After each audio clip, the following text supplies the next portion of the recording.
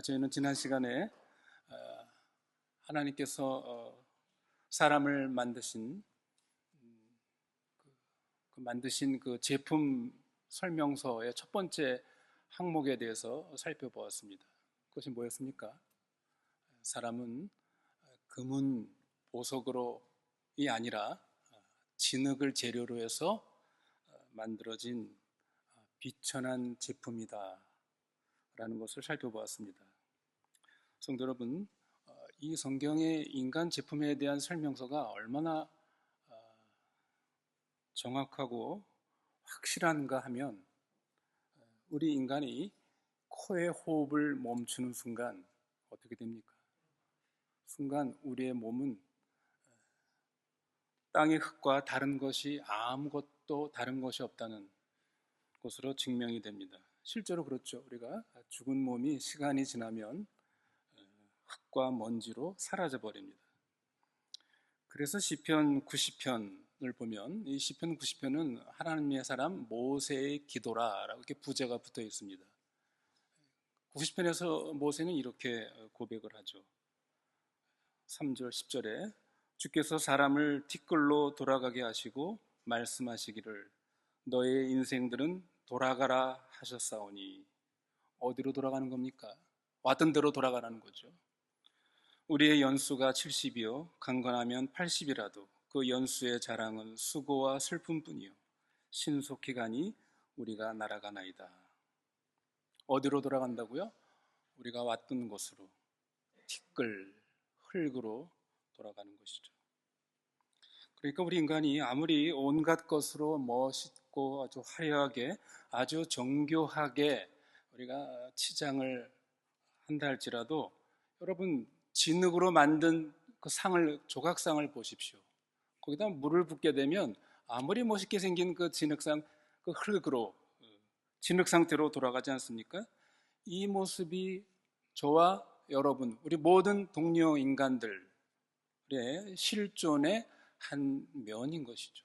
성경이 그렇게 우리에게 제품을 설명하고 있습니다. 그러므로 성경을 통해 우리 인간 자신에 대한 이 바른 설명서를 알고 있는 우리 그리스도인들은 다른 사람들 앞에서 나는 별다른 무슨 금은 보석으로 만들어진 인간처럼 우리가 교만하게 굴어서는 안 되는 것이죠. 반대로 또 나보다 뛰어난 사람 앞에서 우리가 그렇게 열등감을 가질 필요도 없는 것입니다. 그도 잘나봤자 사실은 진흙에 불과한 것입니다. 그 사람이나 나나 진흙으로 만들어진 존재에 불과하고, 언젠가는 우리가 나왔던 그곳으로, 흙으로 돌아가도록 우리의 날수는 이미 정해져 있습니다. 아무리 이 세상에서 잘나고 뛰어난 사람, 미남, 미녀도 그가 교만하지 않고 겸손해야 할 이유가 여기에 있는 것입니다. 우리 여자 성도 여러분 화장하지 않습니까? 화장을 하면서 여러분 얼굴에 이렇게 문지르지 않아요? 저도 가끔 그런 생각을 합니다만, 여러분 해골을 연상하면서 한번 여러분의 손가락으로 눈 주변과 코 주변을 한번 눌러보십시오. 어떻습니까? 사실은 우리 인간이라는 것은 그 해골에 우리의 가죽이 덮여져 있는 것 뿐이죠. 그렇지 않습니까? 그런 의미에서 우리 모든 인간은 잠정적으로 해골 위에 피부가 덮여져 있는 존재에 불과합니다. 그런 의미에서 본다면 우리가 어느 해골이 잘생겼느냐 못생겼느냐, 그것은 참으로 우스꽝스러운 것이죠. 결국 우리 모든 인간은 죽음으로, 해골로 돌아가고 흙으로 돌아가게 되어 있습니다. 성도 여러분, 그리스도인으로 산다는 것이 무엇입니까? 그것은 성경의 가르침을 진리로 믿고 사는 사람들입니다. 다윗이 고백한 것처럼 사람이 무엇이간데 주께서 저를 생각하시나이까? 나는 누구인가? 성경은 나를 누구라고 설명해 주고 있다고요? 나는 진흙에 불과한 피조물임을 우리는 언제라도 잊지 않아야 합니다. 이러한 사실이 하나님과 사람들 앞에서 우리가 교만하지 않고 겸손해야 할 첫 번째 이유입니다.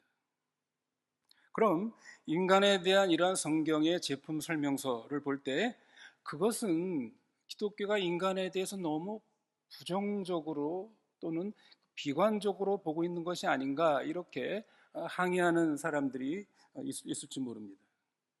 그러나 그것은 성경이 인간 제품에 대해서 한 가지 면을 우리에게 알려준 것뿐이죠. 성경의 설명서를 보면 인간에 대해서 그러나 결코 비관적이지 않습니다. 왜 그렇습니까? 하나님이 알려주신 인간 제품의 설명서에 또 다른 항목, 설명이 있는 것이죠. 그것이 뭡니까? 창세기 1장 27절에 있는 것처럼 하나님이 자기 형상 곧 하나님의 형상으로 사람을 창조하시되 남자와 여자를 창조하시고. 분명 우리 인간은 흙을 재료로 해서 만들어졌지만 그러나 거기에 아주 독특한 특이한 첨가물이 거기에 들어갔다는 것이죠. 그게 뭡니까? 하나님의 형상. 하나님을 닮은, 감히 하나님을 닮은 자, 하나님을 모방한 이런 특이한 피조물이라는 것입니다. 하나님은 아담과 하와를 흙으로 만드시되 바위나 나무, 동물처럼 만들지 않고 하나님을 닮은 자, 하나님의 형상으로 만들었습니다. 이것이 인간의 독특함이요 존귀함입니다. 그래서 다윗이 뭘 고백해요? 우리 지난 시간에 본 것처럼 시편 8편 4절에서 뭐라고 얘기하고 있습니까? 5절에서 저를 영광과 존귀로 관을 씌우시고, 우리 인간에게 놀라운 영광과 존귀의 멸류관, 크라운을 씌우셨다는 거예요. 왕관을 씌워줬다는 것이죠. 그 왕관과 그게 뭡니까? 존귀와 영광이 바로 하나님의 형상이죠. 하나님을 닮은 자. 이것은 마치 아주 비천한 질그릇 속에 담겨져 있는 보화와 같다고 그렇게 말할 수 있습니다. 그렇지 않습니까? 모세의 이런 설명은 그 당시 일반적인 사고방식에 비하면 아주 급진적이고 혁명적인 사상이 아닐 수가 없습니다. 지난 시간에 말씀드린 것처럼 고대 사회에서는 오직 왕만이 신의 형상을 가진 자로 인식되었습니다. 평민과 노예들은 무가치한 존재들이었습니다. 흙에 속한 자들이죠. 왕을 만족시키기 위해 평생 고생을 하다 죽도록 고생하다가 죽는, 이것이 그저 평민과 노예들의 운명이었죠. 이스라엘 백성들이 이집트에서 받았던 그 끔찍한 학대와 고생의 배후에는 인간에 대한 이러한 이집트의 이러한 사상, 인간론이 여기에 개입되어 있는 것입니다. 이스라엘 백성을 비참한 노예로 전락시킨 그 고난, 누가 바로에게 그것을 주었는가? 어떻게 이집 사람들은 히브리 사람들을 아주 히브리인들을 멸절시키려고 했는가? 이 질문의 대답은 고대 이집트 사람들에게는 아주 간단한 것이었습니다.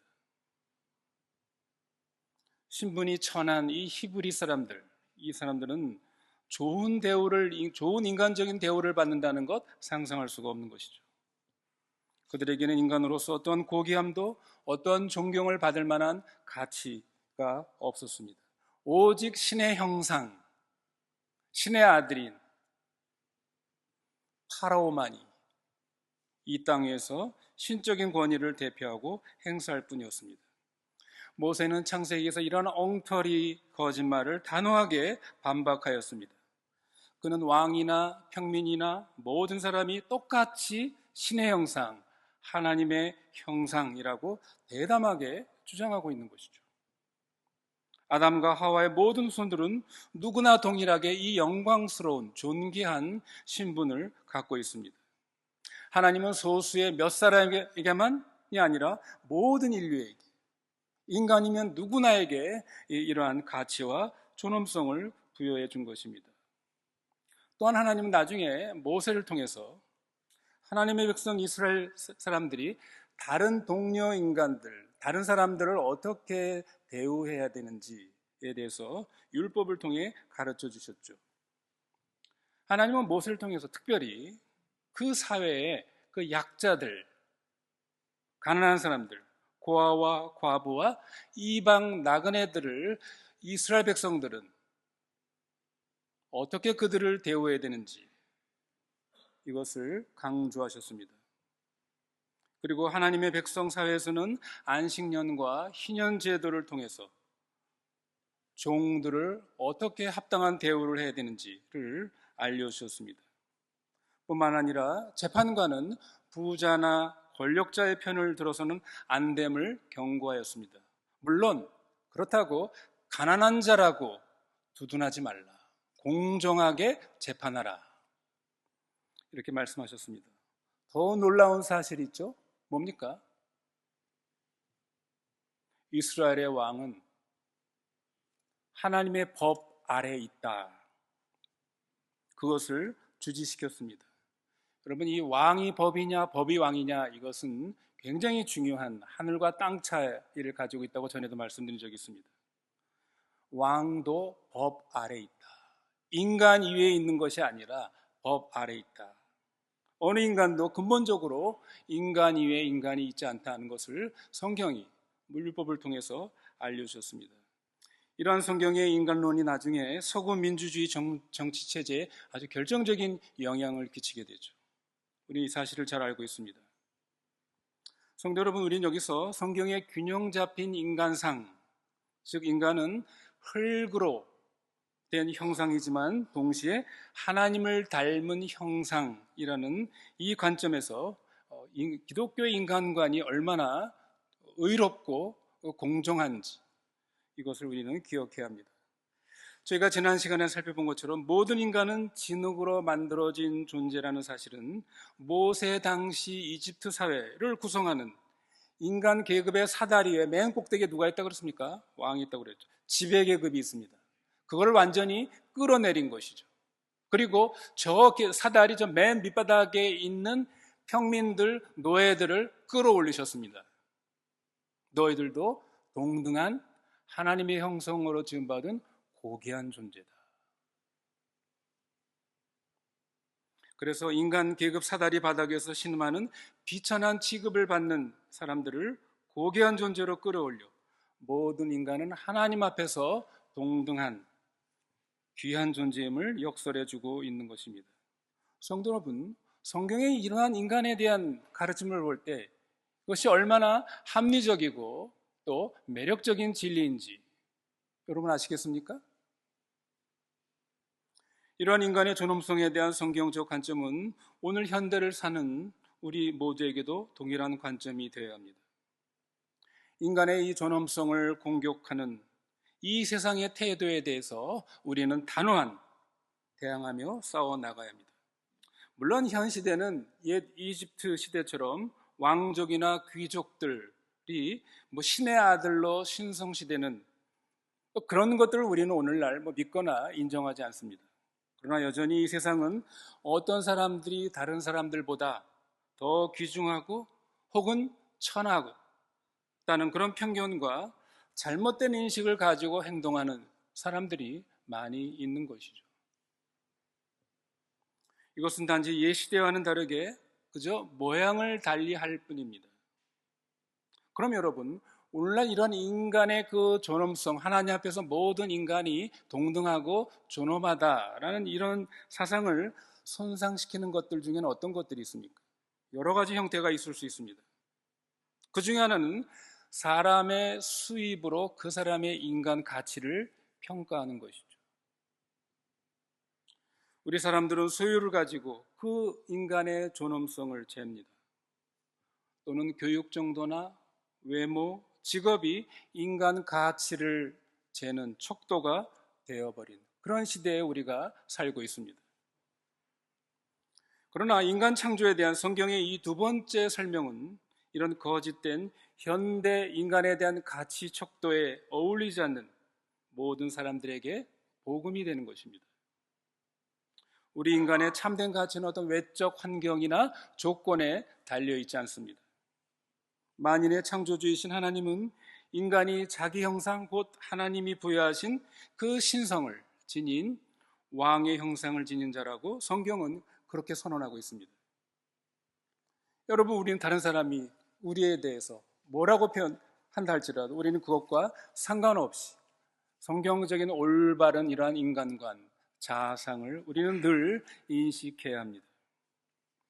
우리는 하나님의 특별한 피조물이기 때문에 귀중한 존재입니다. 부유하든 가난하든 교육을 많이 받았든 못 받았든 매력이 있든 없든 우리 모두는 하나님을 닮은 자입니다.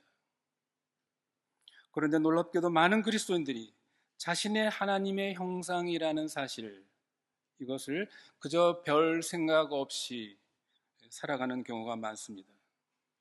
우리 날마다 우리 자신, 거울을 통해서 우리 자신을 보면서 그 안에 늘 실망을 가져다 주는 그런 한 사람의 형상을 볼 뿐입니다. 우리는 자신의 실패를 보고 분노하고 결국에는 나 자신의 이 존재 가치, 존재를 미워하는 경우들이 얼마나 많이 있습니까? 우리는 그것 때문에 겸손해지긴 하지만 그러나 우리의 자존감은 전부 잃어버릴 수가 있습니다. 성도 여러분, 우리는 성경의 이러한 진술을 통해서 성경의 거울을 통해 우리 자신을 다시 새롭게 볼 필요가 있습니다. 하나님은 거울 속에 있는 나 자신의 그 존재 자체를 영광스러운 형상이라고 선언하셨습니다. 물론 우리는 완전하지 않습니다. 그것은 너무나도 명백한 사실이죠. 그럼에도 불구하고 우리 각자는 모두 하나님 앞에서 소중한 존재입니다. 왜 그렇습니까? 우리가 하나님의 형상으로 지음받았기 때문입니다. 하나님의 눈에 우리는 이 세상에 살았던 어떤 왕 못지않게 중요합니다. 어떤 귀족 못지않게 우리는 소중합니다. 우리는 이 세상이 규정한 그런 거짓된 자상을 버리고 하나님께서 우리에게 주신 참된 자아상, 참된 이 인간관을 우리는 늘 깊이 생각하고 우리 자신을 소중하게 여겨야 합니다. 둘째로 모세의 이런 인간에 대한 존엄성의 관점은 우리가 다른 사람을 어떻게 대해야 하는지를 가르쳐 줍니다. 만약 우리가 이 진리를 따라 산다고 한다면 이 세상이 얼마나 달라질까? 우리의 인간관계는 얼마나 달라질 수 있을까를 여러분 우리는 상상해야 합니다. 가족 사이의 긴장이 사라지고 고집불통도 사라지고 전쟁도 사라질 것입니다. 하나님이 우리를 지으신 대로 그러한 참된 인간관을 가지고 우리가 서로를 바라본다면 이 세상은, 우리의 인간관계는 완전히 달라질 것입니다. 물론 내가 세상을 전부 변화시킬 수는 없습니다. 그러나 적어도 내가 속한 영역에서는 이런 고귀한 인간의 관점을 우리는 실천해 갈 수 있습니다. 여러분 자신에게 한번 이런 시험을 해보십시오. 우리가 흔히 늘 자주 경험하는 것이죠. 여러분이 운전을 하고 가다가 분명히 나는 정상 속도로 운전을 가는데 뒤에서 괜히 빵빵거리면서 뒤쫓아오고 하는 그런 사람들이, 그런 놈인가요? 그런 사람이 있죠. 그럴 때 우리 어떻게 해요? 저런 저 미친놈 뭐 이렇게 막 나오지 않습니까? 그럴 때 여러분 우리가 이런 하나님의 인간관을 생각하면서 우리는 이런 것들도 우리가 좀 태도를 고칠 필요가 있는 것이죠. 어떻게 고칠 수 있을까요? 저런 미친 개아들 개딸 이게 아니라 뭡니까? 저런 한심한 고귀한 하나님의 형상 같으니라고 그렇게 해야 될까요? 예, 성경은 다른 사람들을 공격하거나 비판하는 것, 무시하는 것, 이것이 얼마나 하나님 앞에서 심각한지를 경고하는 내용이 성경에 참 많이 나오죠. 그렇게 하면서 하나님은 하나님의 형상으로 지음받은 인간이 얼마나 존엄한가, 귀한가를 강조시키셨습니다. 하나님의 형상, 즉 동료 인간을 무시하는 것은 뭡니까? 단순히 그 개인에 대한 무시가 아니라 성경은 그걸 어떤 논리를 펴고 있습니까? 그거를 자기를 닮은 자로 만든 하나님 자신을 무시하는 것이다. 하나님은 그렇게 해석하고 계시는 거예요. 그건 너 나를 무시하는 거야?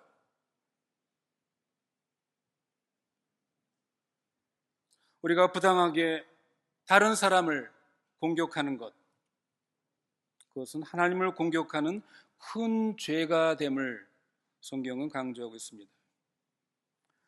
부모가 자식들을 격분하게 하고 그릇되게 하는 것, 그것은 그저 자녀에 대한 것이 아니라 그것은 동일하게 하나님을 격분시키고 하나님을 무시하는 것입니다. 자식들이 부모에게 반항하는 것도 마찬가지로 그들이 창조주를 얕보는 그런 행동입니다. 남편과 아내가 서로에게 잘못하는 것도 동일하게 하나님께 잘못하고 있는 것입니다. 다른 사람에게 잘못을 행하는 것은 동시에 하나님께 죄를 짓는 것임을 성경은 강조하고 있는 것이죠. 왜 그렇습니까?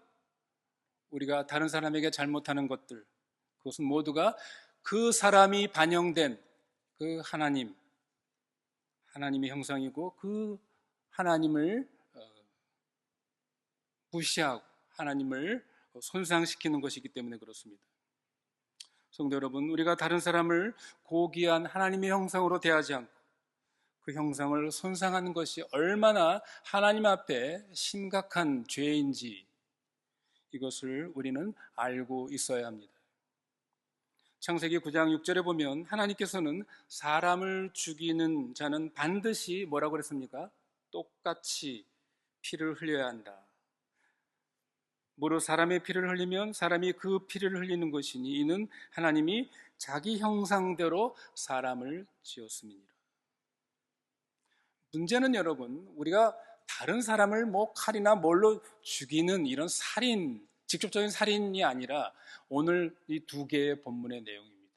이 본문의 두 개의 내용을 다시 한번 여러분 깊이 생각해 보십시오. 뭡니까? 오늘 말씀은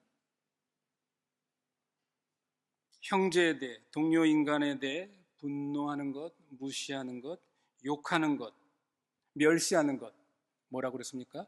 심판과 지옥의 불을 면치 못한다. 요한일서 3장 15절에는요, 형제를 미워하는 것은 뭐라고 그랬습니까? 살인하는 것이다. 그렇게 규정하셨습니다. 성도 여러분, 우리가 이런 말씀을 들으면 우리가 어떻게 해야 되겠습니까?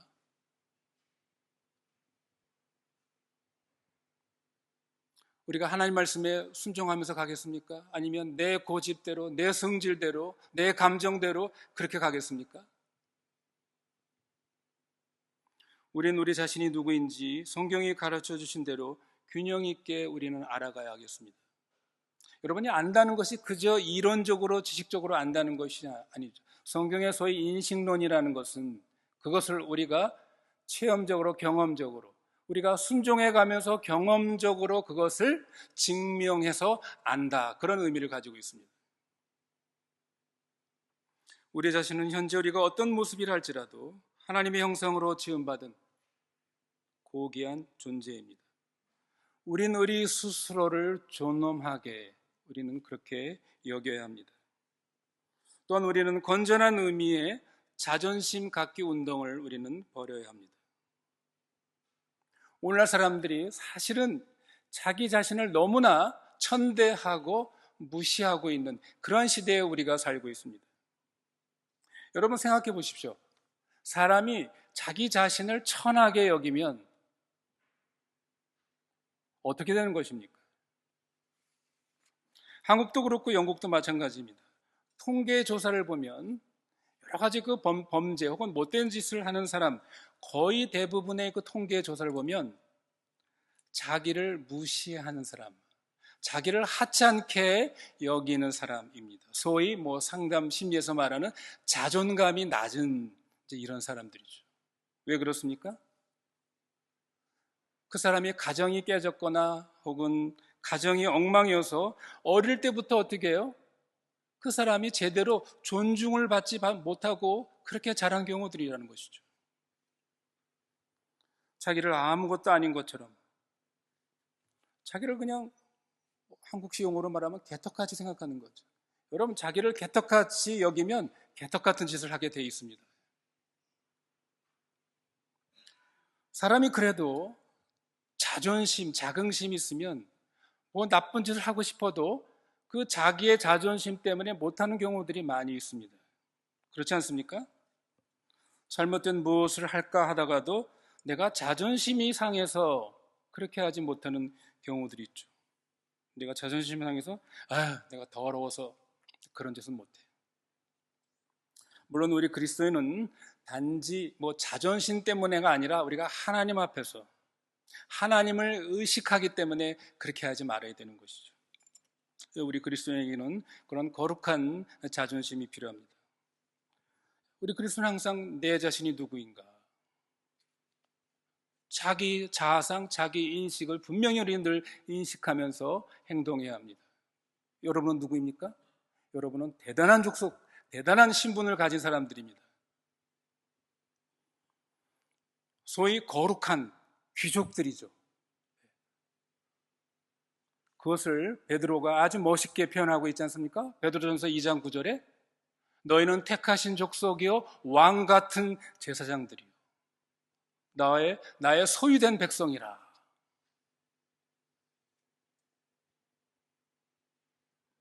그런 영광스러운 신분을 허락하신 하나님께서 우리에게 그 신분에 걸맞는 품위를 유지하라.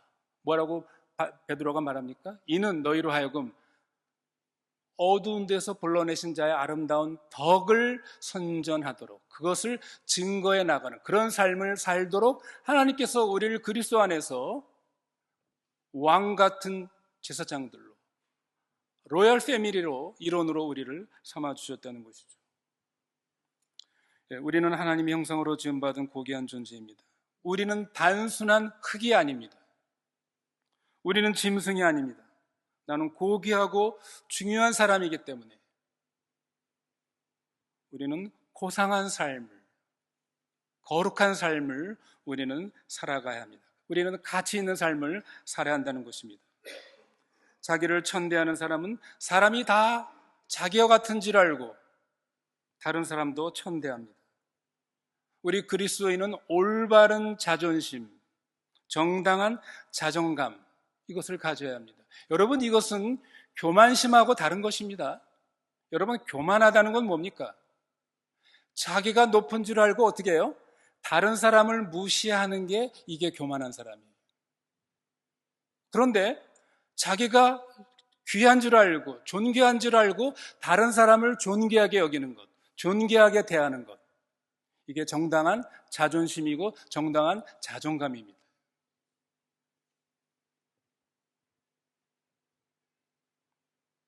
여러분, 공산주의 이론의 창시자가 누구죠? 칼 막스죠.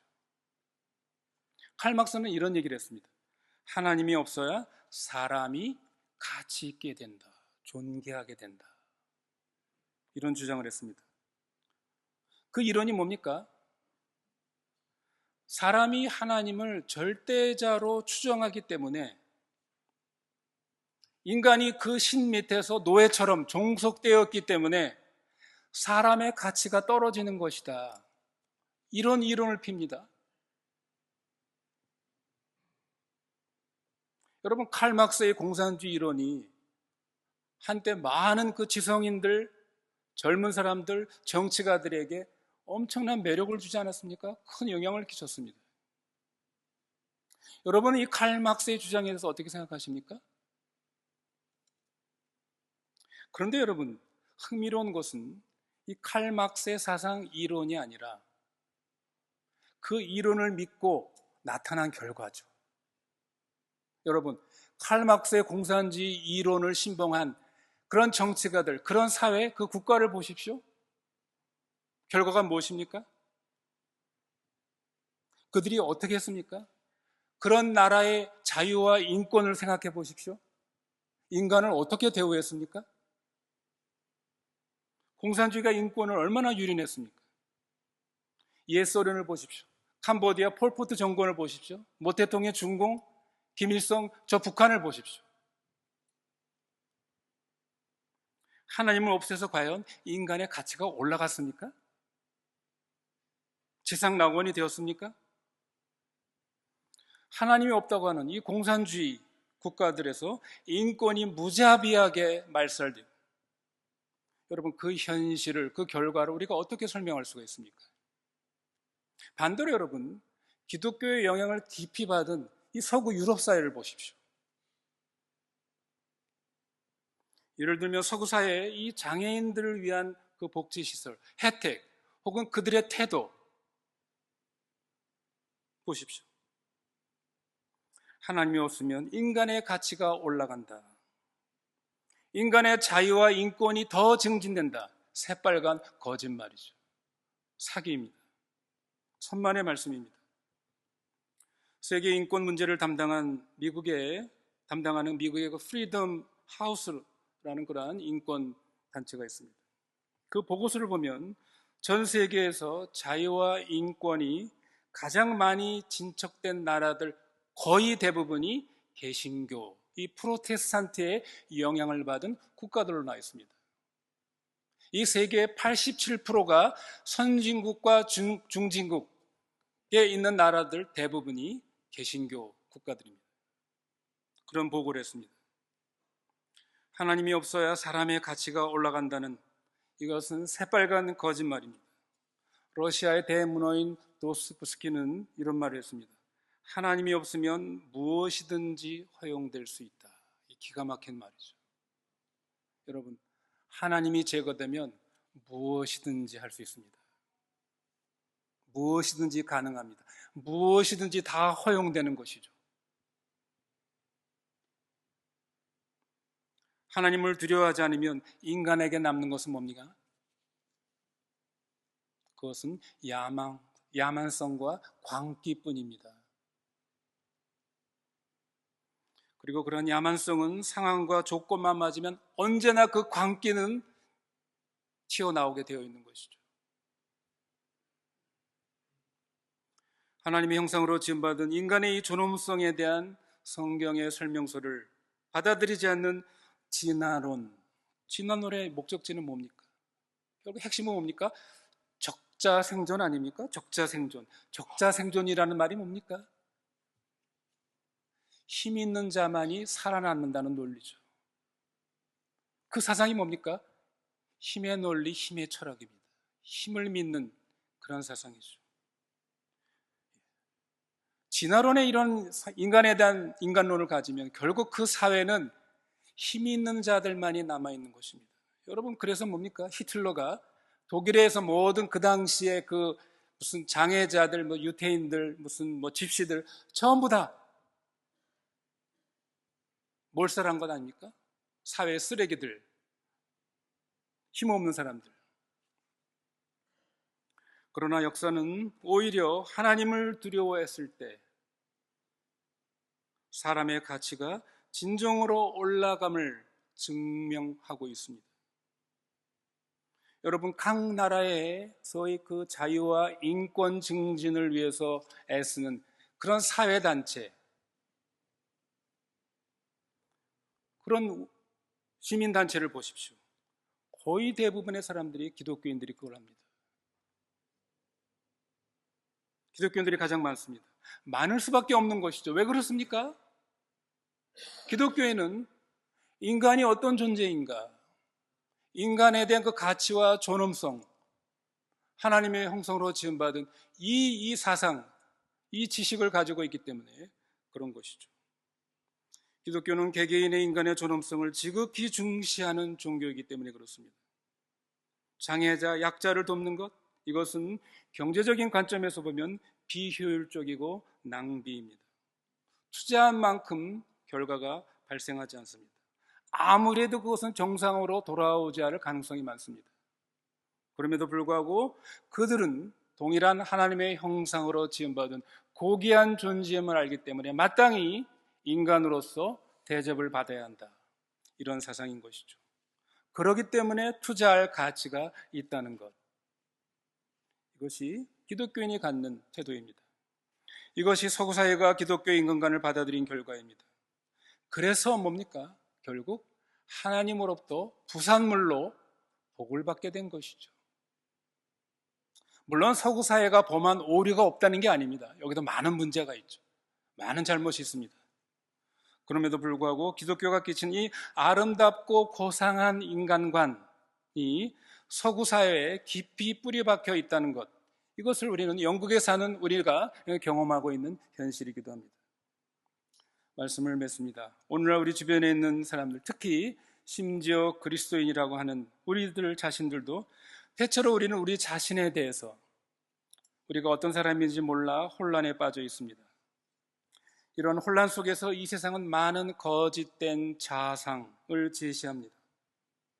또한 이런 혼란 속에서 우리는 자기 비하 혹은 자기 도취에 비틀거리기도 합니다. 그러나 성경은, 하나님께서는 성경을 통해서 우리에게 올바른 균형 잡힌 인간상을 알려주셨습니다. 우리는 진흙으로 빚어진 비천한 형상이지만 또한 창조주 하나님을 반영하는 하나님의 형상으로 지음받은 고귀한 존재임을 성경은 우리에게 알려주셨습니다. 우리가 이 균형 잡힌 관점을 가질 때 겸손과 존엄성을 함께 우리는 질 수가 있습니다. 우리 자신이 이런 관점을 갖고 살 뿐만 아니라 우리가 관계하는 모든 인간관계에서 우리는 다른 사람에 대한 겸손과 존엄성을 드러내는 일에 가장 앞장서는 그런 저와 여러분이 되시기를 바랍니다.